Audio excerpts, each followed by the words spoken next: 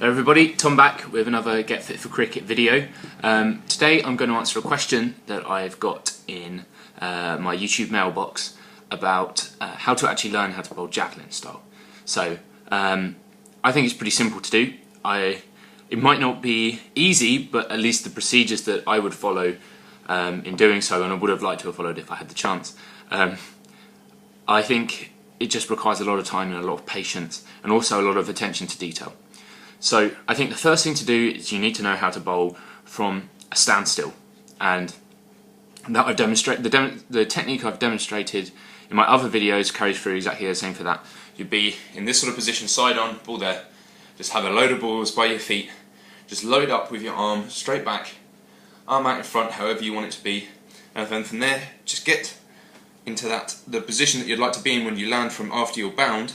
Your foot pointing forward, locked out.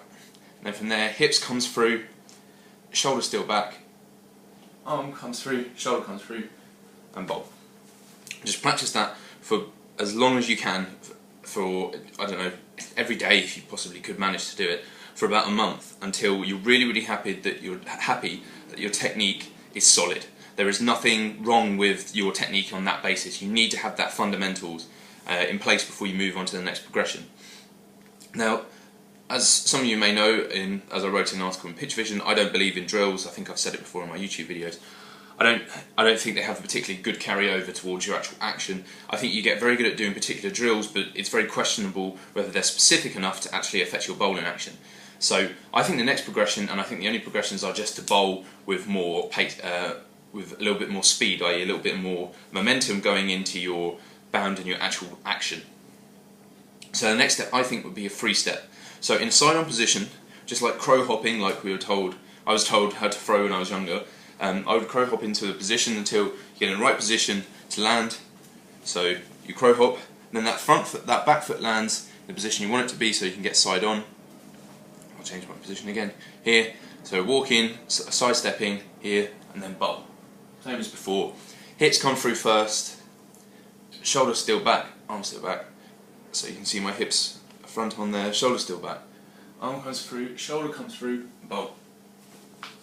By the way, just a little thing, I personally don't mind if you put a little bit of velocity in your arm from this point, because you have such little momentum actually going into your action.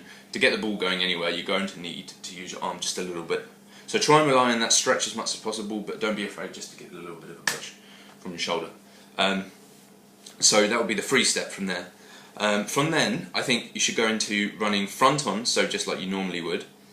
Not running in, taking 5 paces, something like that. So walking front onto the crease, walk to there, and then as soon as you're ready to get into your delivery stride, you turn at front foot lands, and then try as hard as you can, really try as hard as you can. So as soon as that front foot lands, so you're getting into a side on position, when that back foot lands, try and get the hips coming through before your front foot lands. That's going to be difficult because you have such little momentum going from the 5-step walk-in. But if you can practice that, and if you can achieve that, then you'll be perfectly set up for when you actually progress on to the other stages in your action. Sorry, the other progressions for your action. So when you have the 5-step going through, by the way, I would probably practice at this stage I would be about 3 months into your practicing of this.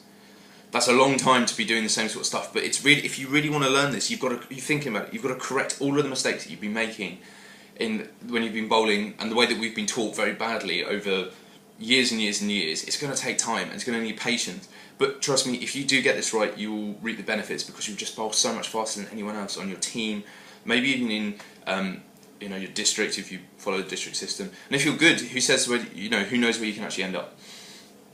So next step from there is just to get in a bit more momentum, working up to the jog.